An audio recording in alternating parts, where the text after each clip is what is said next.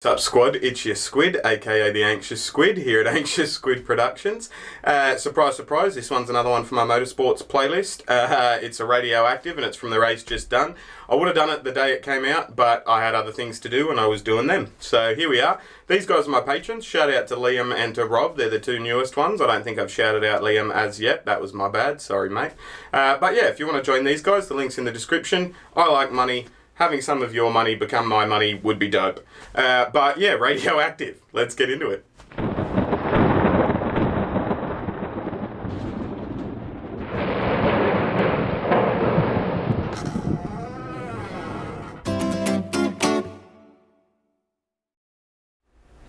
Thanks for clicking on this thumbnail, as always, guys. The Radioactives seem to be pretty popular, so I plan on doing them as they come out from this point forward, and I'm going to work on going through all the ones in it throughout history as well. So let me know in the comment section below what you think the best Radioactives are that I haven't reacted to yet. If you don't know which ones I have reacted to, go check out my motorsport playlist, watch every single one, give me all the watch time you can, and then come back here and comment on there which ones you think I should watch that I haven't yet. That'd be dope.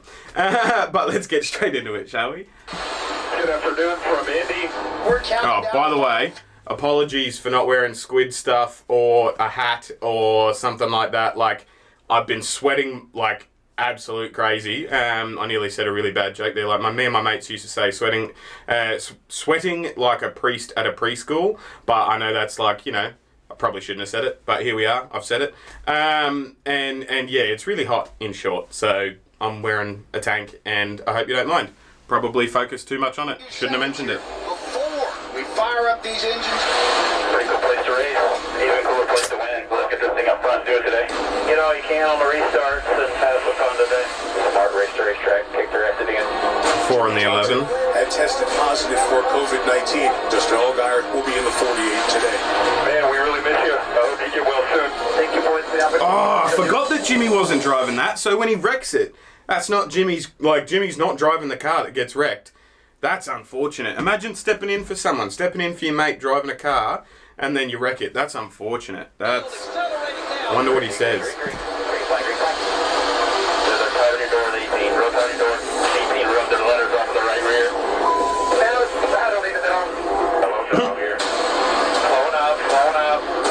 Oh yeah, fuck, this was brutal, wasn't it? You guys okay? Zach's being a little hot, but he's alright. He got hit in his leg. Something hurt or something. Yeah, one of the changes on the 12 got hit. I watched this live, right? I'm going to go back a little bit. Sorry to the people, well, sorry, not sorry to the people that don't like me going back.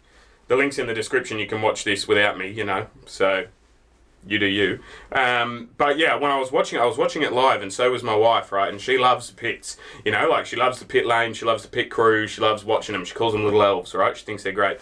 But like, we saw it before the commentator did, if that makes sense, because they had the long view and they were talking about one of the cars that was pitting like right at the deep end. I don't know what you call it, but like they'd been in the pit lane for ages before, like one of the first ones on exit, right? They were talking about that car, but we were watching the whole lane because that's, you know, we like watching them come in and out and, you know, how quick each team is compared to other teams and stuff. Like, I think it's a really underrated aspect of NASCAR from what I've seen anyway. It might not be underrated. I just might not know what I'm talking about, you know. But yeah, we both happened to be watching up top as the cars started piling into each other, and at the same time both said, "Oh fuck," you know. And then we hadn't seen old mate get squished until like they showed that just as they were going to the ad break, they showed him getting squished, and the commentators hadn't seen it, or like, but we were watching and we saw him get like in between the cars, as you're about to see, right? And we, like, that whole ad break, it must have been the longest fucking ad break in the history of ad breaks, because we were both convinced. We were like, fuck man, he got squashed. Like, that's a broken pelvis, you know what I mean? I kept saying that's at best a broken pelvis. At worst, he's like punctured something, you know what I mean? Like, cause he's hopping it, like he crabbed himself away, and oh man. Anyway. And also, underrated aspect that I didn't see until right near the end of the day, not the guy that gets squished, but one of the other tyre changes. Just straight up CrossFit or some shit. He must be like super fit. Because just no run up, nothing. Just a vertical leap from a standstill. Saw the car coming and jumped on top of the car. Like jumped on top of his car that he was working on, you know what I mean? give me the power of his legs when I'm panicking, you know what I mean? Like, you can see him on the top there. He just went whoop. He got hit in his leg. Somebody hurt or something. Yeah, one of the engineers on the 12 got hit.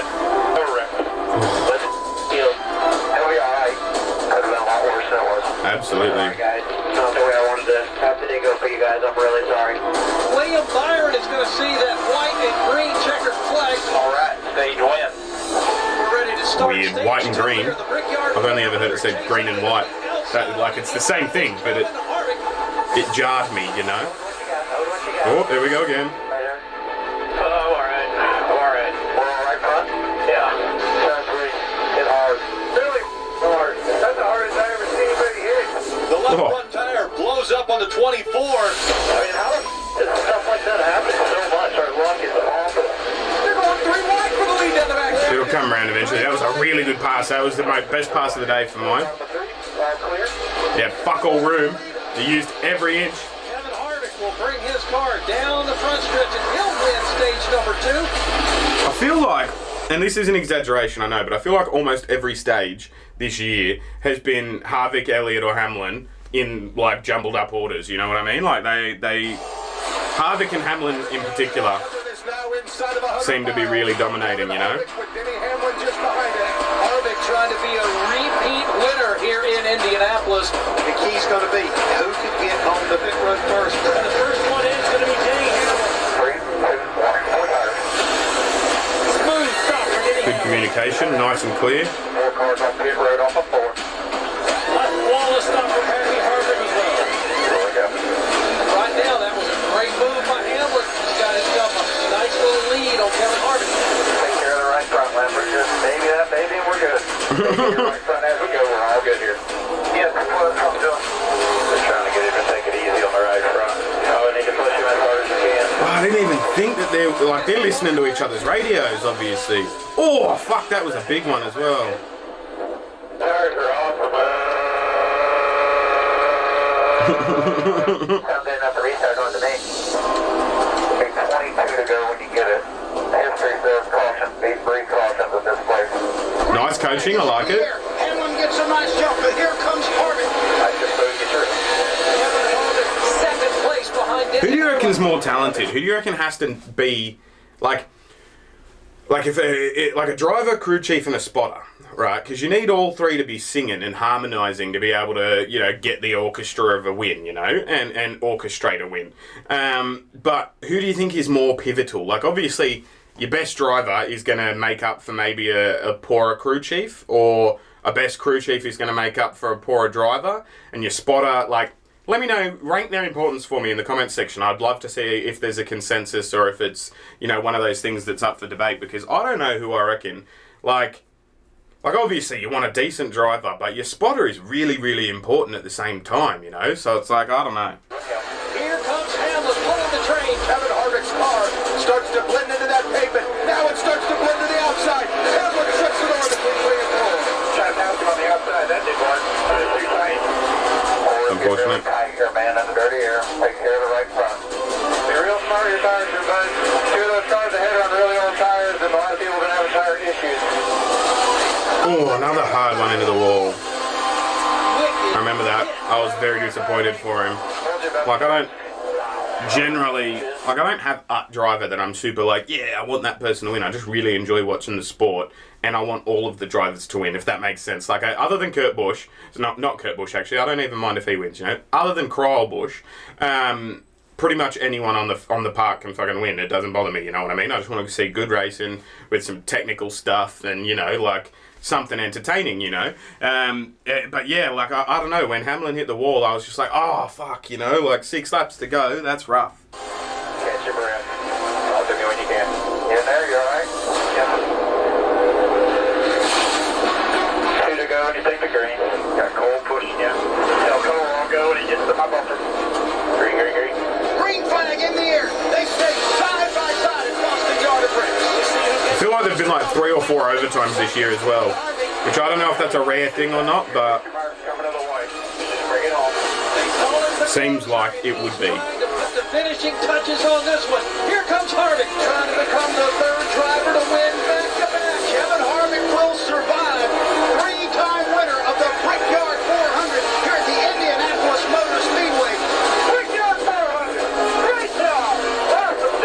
scheme as well. We don't quit though. Good job, drivers. Good job riding, everybody. That must be a track tradition, I presume. Great job. So they don't do that everywhere, but they did it in the Cup Series race as well, in the Xfinity Series race as well at that track. So it must just be one of those tracks that you do that thing at. There's like a track tradition or something. Let me know if I'm wrong though. Yeah, that was Radioactive. Sorry for pausing it so much. I had a lot to say, as you can tell. That was really, really awesome. I really enjoyed that, and I just want to give a shout out. I don't remember the person's name, right? But early on in my kindling of motorsport admiration, right? I was talking about it on a live stream, and somebody in that live stream was very vehemently arguing with multiple people about the fact that he thought Kevin Harvick was going to have a great year and that he was going to win multiple races, and he was bang on, man. Like, multiple people were telling him, nah, you don't know what you're talking about. It's going to be Hamlin's year, or it's going to be, you know, Kenseth was another one that was a big name in there, and was he the one that came out of retirement? Or Jimmy Johnson was the biggest one, you know. Everyone's like, nah, Jimmy's going to win in his final year, make it 8, you know. But, yeah, that I remember specifically because he was like, no, you don't know what you're talking about. It's going to be Harvick, you know, to, like, so many people. And, you know, without putting the, you know, without counting chickens before they've hatched or whatever, putting the horse behind the cart or whatever that phrase is, without putting the cart before the horse, I think Harvick might be doing all right this year, you know, so he knows what he's talking about, obviously. If you know what you're talking about, hit me up in the comments. Tell me where I've been wrong in this video or where I've been right. Suggest some more content for me to watch, and yeah, I'll get on with it. These guys are my patrons. They're awesome. As I said at the start, shout out to Liam and Rob. You guys should join them. I like money. Some of yours would be dope. Yeah, failing that, if you can just hit the subscribe button. If this is the first time you've stumbled across me, hit that subscribe button. That'd be dope. I'm trying to get to 5,000 subscribers by the end of 2020, and I can't do it without people like you who stumble across my content and decide they like me. So yeah, I'm going to get on with it, as I said. Thanks for watching, guys. I'll see you when I look at you, and you'll see me when you look at me.